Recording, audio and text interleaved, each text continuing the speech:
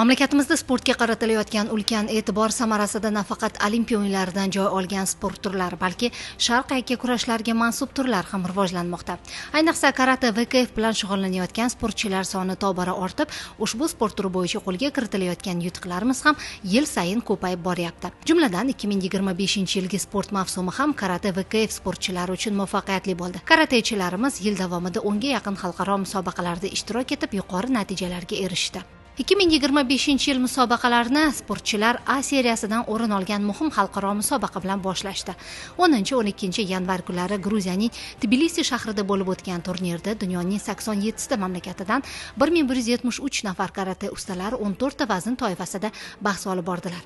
Jahon reyting ballarini beruvchi ushbu musobaqada O'zbekiston terma jamoasi 16 nafar iqtidorli sportchi bilan ishtirok etdi. Musobaqada bitta oltin, 2 ta kumush medallari qo'lga kiritildi.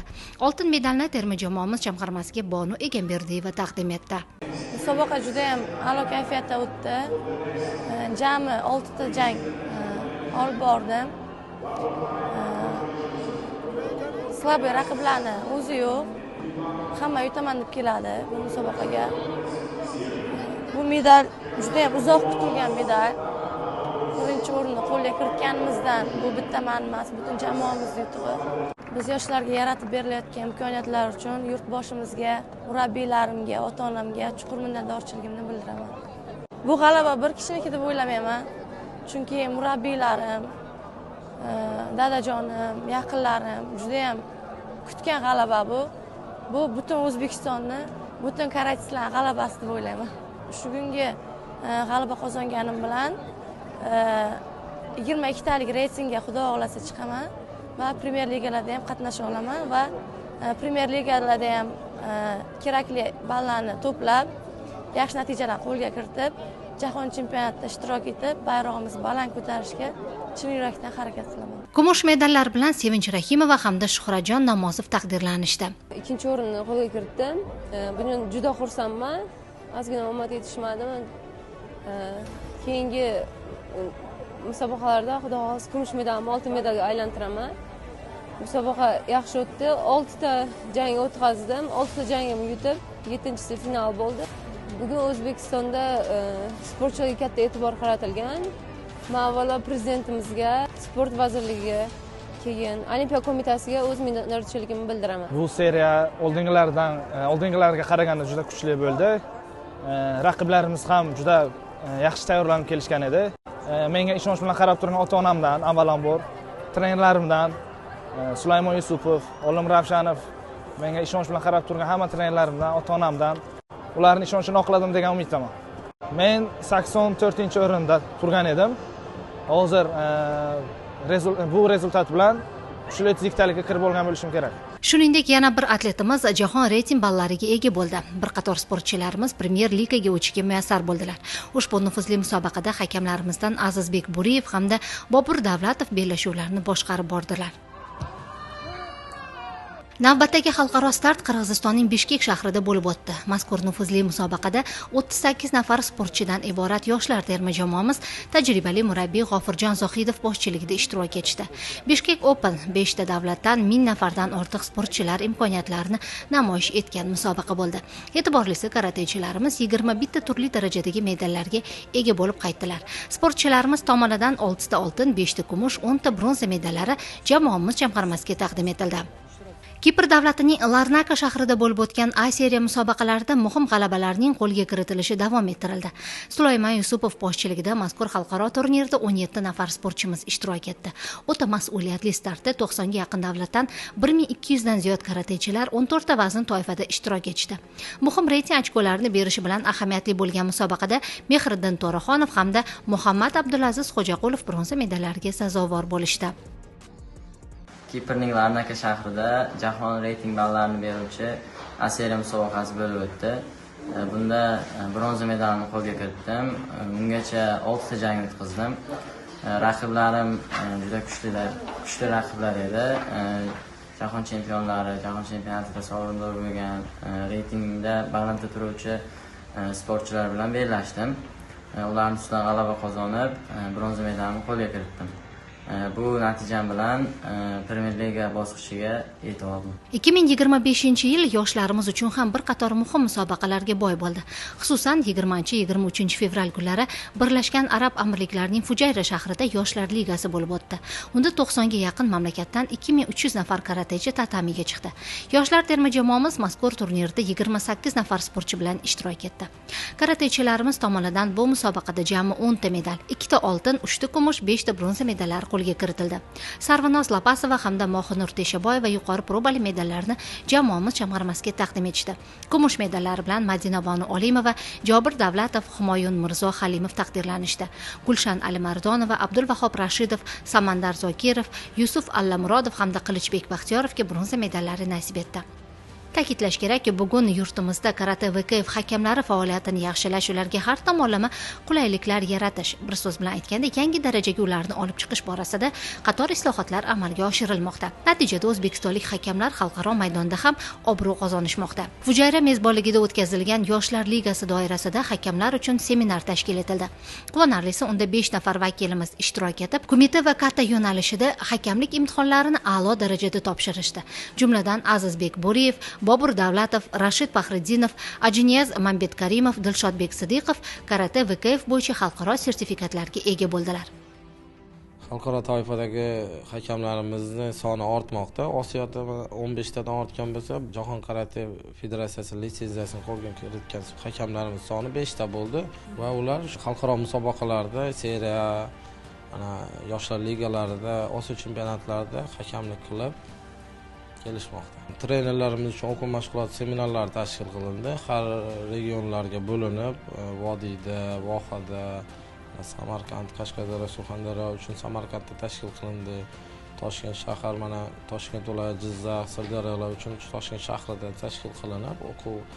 Bundan maqsad faqat shu bilimni oshirish, trenerlarimiz bilimini oshirish va o'sha bilimini oshirish orqali sportchilarimizni, ular tayyorlayotgan sportchilarni katta natijaga olib chiqish.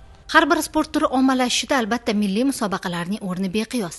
Joriy yil karate VKF bo'yicha turli yo'nalishlarda O'zbekiston chempionatlari o'tkazilib, minglab yoshlar orasidan iqtidorli karatechilar saralab olindi. Mazkur mamlakat birinchiliklari yuqori saviyada o'tishi uchun xorijlik hakamlar brigadasi taklif etildi. Har bir musobaqada shaffoflikni ta'minlash maqsadida raqamlashtirish tizimiga o'tildi. Shuningdek, O'zbekiston karate assotsiatsiyasi tomonidan yil davomida milliy terma jamoa uchun o'quv mashg'ulot yig'inlari tashkil etilib, ularga 1000 ga yaqin sportchilar jalb qilindi. Yana bir e'tiborli jihati, har bir yosh toifasidagi terma jamoalarga alohida murabbiylar biriktirilgan. Andijon shahridagi Universal sport majmuasida karate va para karate bo'yicha O'zbekiston Open xalqaro turniri o'tkazildi. O'zbekiston Respublikasi Sport vazirligi, Milliy olimpiya qo'mitasi, Milliy paralimpiya qo'mitasi, Andijon viloyati hokimligi hamda O'zbekiston karate assotsiatsiyasi hamkorligida yoshlar, o'smirlar va kattalar o'rtasida o'tkazilgan mazkur turnirda O'zbekiston, Qozog'iston, Qirg'iziston va Tojikiston respublikalaridan 350 ga yaqin sportchi ishtirok etdi.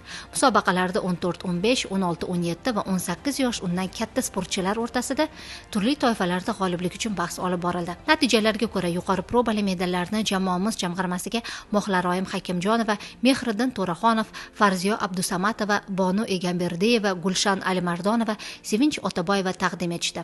Yana ko'plab sportchilarimiz turli darajadagi medallarga sazovor bo'ldilar. Karate sport turi bilan 2009-yildan beri muntazam ravishda shug'ullanib kelaman. Sport orqasidan juda ko'p natijalarga erishdim. Osiyo, jahon xalqaro musobaqalarda g'olib bo'lib kelmoqdaman. O'zbekiston Open musobaqasida faxrli birinchi o'rinni qo'lga kiritdim. Finalgacha bo'lgan bahslarim Qozog'iston, Qirg'izistonlik raqiblarim bilan bahslashdim. Finalga yo'llanma oldim. Finalda Xorazmlik Egamberdiyeva Sevinch bilan bahslashdim. 5-2 hisobida g'olib bo'ldim. Yirik turnirlardan biri 23-25 may kunlari poytaxtimizda tashkil etildi. Karate VKF va para karate bo'yicha Osiyo chempionati 30 ga yaqin davlat sportchilarini tatamiga chorladi. Mazkur chempionat O'zbekiston karate terma jamoasi uchun omadli keldi. Oxirgi yillarda qayd etilgan natijalar yanada yangilandi. Jamoamiz a'zolari bitta oltin, 2 ta kumush va 3 ta bronza medallariga ega chiqdilar. Bu natija yurtimizda mazkur sport turiga qaratilayotgan e'tibor va g'amxo'rlikning samarasi desak mubolag'a bo'lmaydi. Oltin medalni Gulshan Alimardonova qo'lga kiritdi. Kumush medallar Sevinch Otaboyeva, Sobitxon Qosimovga nasib etdi. Bronza medallar bilan Mohlaroyim Hakimjonova, Quvonchbek Muhammadiyev, Abdulvahob Rashidov taqdirlanishdi. O'zimiz O'zbekistonimizda bo'lib o'tgan Biz uchun birinchi o'rinda yutuq, o'zimiz o'yimiz, bizni qo'llab-quvvatlab turgan hamma yaqinlarimiz oldimizda. Muxlislarim kuch berdi menga, ishonib turgan hammadan kuch oldim. Bu medalim jahon chempionatiga yo'llanma berdi. Xudo xohlasa, jahon chempionatida ham oltin medalni olishga harakat qilaman. Toshkentda yuqori saviyada o'tkazilgan qit'a birinchiligidan so'ng 16-17 yoshli sportchilarimiz Qirg'iz Respublikasida bo'lib o'tgan Markaziy Osiyo chempionatida qatnashdi. Mazkur musobaqada karatechilarimiz 12 ta oltin, 11 ta kumush va 8 ta bronza medallariga ega bo'ldilar. So'ng vakillarimiz Xitoyda kichik o'smirlar va yoshlar o'rtasida Osiyo chempionatida ishtirok etishdi. Mazkur chempionatda 27 ta davlatdan 1000 ga yaqin sportchi imkoniyatini namoyish qildi. Kichik o'smirlar va o'smirlar tarkibida 23 nafar sportchi qatnashib, jami 12 ta medalni qo'lga kiritgan karatechilarimiz umumjamoa hisobida musobaqani 3-o'rinda yakunlashdi. Oltin medallarga Solijon Soipov hamda Begzod Zoirov ega chiqishdi. Kumush medallar Mohinur Teshaboyeva hamda Sardor Bahromovga nasib etdi. Bronza medallariga Sobitxon Qosimov, Jobir Davlatov, Alibek Farxotov, Diyora Po'latova, Jasmina Abdusamatova, Saidabona Musaxonova, Sabrina Egamberdiyeva, Sarvinoz Lapasova munosib ko'rildilar. Ozarbayjonda o'tkazilgan mustaqil davlatlar hamdo'stligi o'yinlari yilning eng muhim musobaqalaridan biri bo'ldi. Kompleks bahslarning ilk kunida karate ustalarining 6 nafari ishtirok etib, ularning barchasi medallarga ega chiqdi. Sportchilarimizdan 4 nafari kumite, 2 nafari esa kata yo'nalishida tatamiga chiqdi. Dastlabki medalga 60 kg vazn toifasida Mehriddin To'raxonov sazovor bo'ldi. U yarim finalda ozarbayjonlik raqibiga mag'lub bo'lib, musobaqani bronza medali bilan yakunladi. Navbatdagi bronza medaliga 55 kg vazn toifasida qatnashgan Sevinch Rahimova sazovor bo'ldi. 67 kg vazn toifasida ishtirok etgan Abdulvahob Rashidov ham musobaqani 3-o'rinda yakunladi. So'nggi 4-bronza medaliga Durdona To'raqulova ega chiqdi. Ushbu musobaqada yakka kata bahslaridan bronza medaliga sazovor bo'ldim. Shu darajaga yetkazgan ota-onamga va murabbiylarimga chin qalbimdan minnatdorchilik bildiraman. Ushbu musobaqa men uchun juda ham o'zgacha kechdi va oxirgi raqibim qozog'istonlik raqibimga yutqazib qo'ydim. Keyingi musobaqalarda faqat oldimizga qo'ygan maqsadlarimizga albatta erishamiz. Ozarbayjonga birinchi marta kelishim.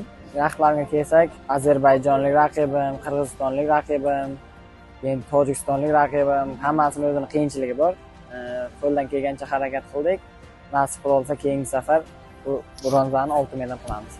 Samandar O'razaliyev kata yo'nalishida yorqin ishtiroki bilan muxlislar qalbidan joy oldi. Sportchimiz kumush medalga sazovor bo'ldi.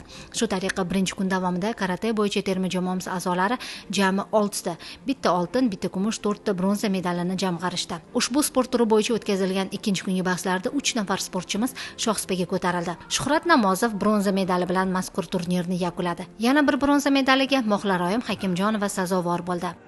Zo'r bo'ldi tashkillashtirish, atmosfera, hammasi juda ham chiroyli.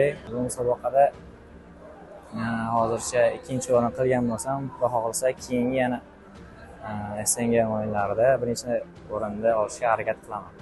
68 kg vazn toifasida Bonu Egamberdiyeva finalni o'ta tajribali sportchi, bir necha karra Yevropa chempioni bo'lgan mezbon raqibiga qarshi o'tkazdi va kumush medali bilan taqdirlandi. 12 nafar ishtirokchi va 9 ta medal. 3-mustaqil davlatlar hamdo'stligi o'yinlarida karatechilarimiz ana shunday natijani qayd etishdi.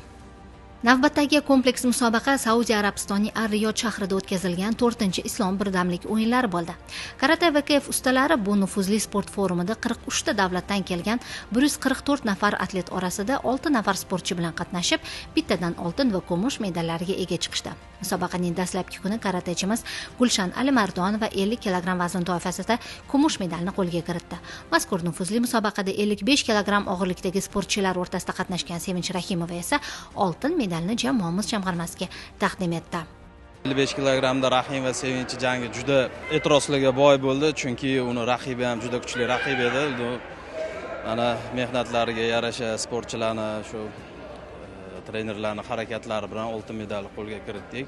Ikkinchi final jangimizda 50 kilogramda Alimardonova va Gulshan sportchimiz hammasini yaxshi olib borayotgan edi, lekin bundan oldingi jarohatlari ozgina pand berib qolib, kumush medalga sazovor bo'ldi.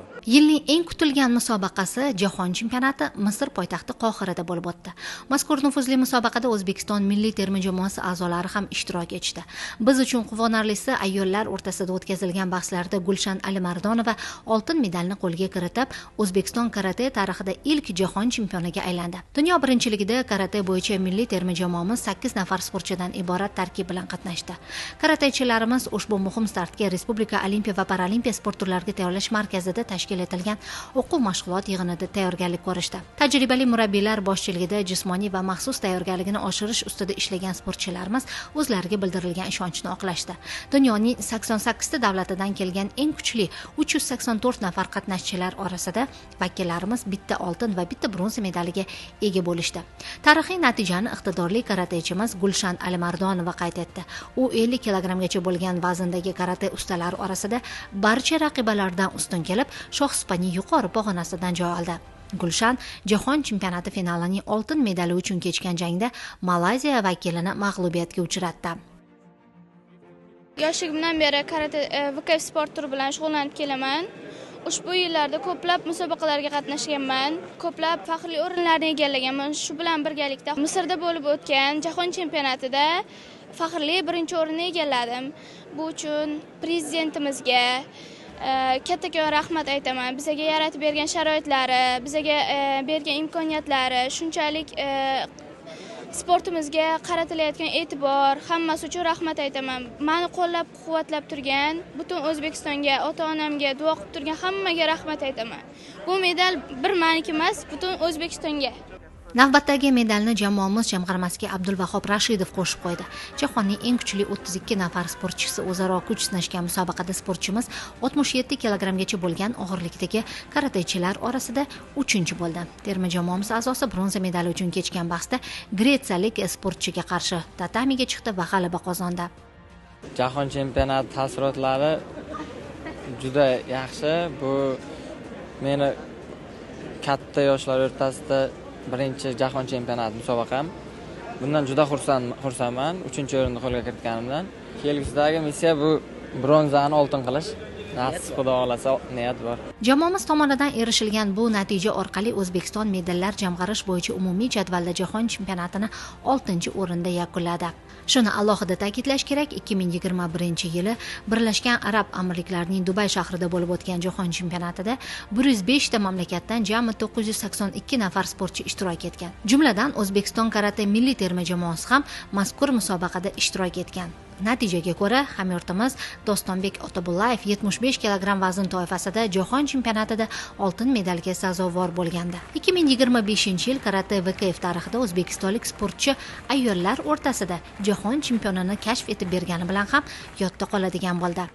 Hozirdan bizga dunyoning kuchli davlatlaridan o'zi takliflar tushmoqda. Birga o'quv mashg'ulotlari o'tkazish to'g'risida, seminarlar tashkil qilish to'g'risida, tajriba almashish maqsadida O'zbekistonga kelishlari, biz ularning davlatlariga borib, o'sha qit'alararo seminarlarda qatnashishimiz uchun bizga takliflar tushmoqda. Shaxsan o'zim bilan ham katta terma jamoalar bosh murabbiylari bilan suhbatlashganimda, ular menga seni jamoang yosh, senda kelajak bor deb ko'p aytishdi. Endi bu faqat g'ururlanamiz.